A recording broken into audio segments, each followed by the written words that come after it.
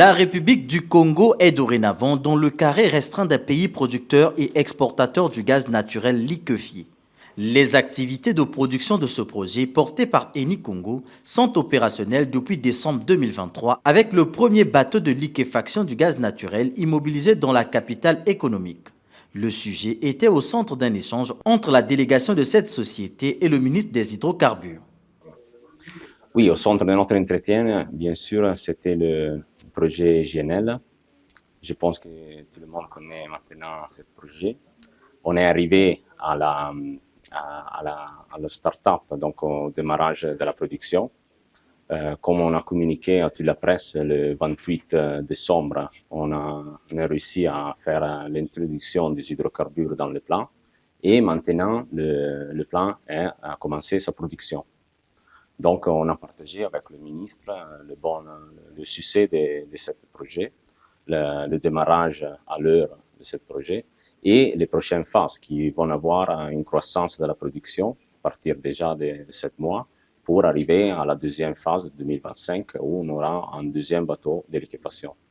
Donc, c'était un message, je pense, très positif, encourageant pour Eni, pour le ministère, aussi pour le Congo, qui est désormais en janvier devenu un producteur de gaz liquéfié.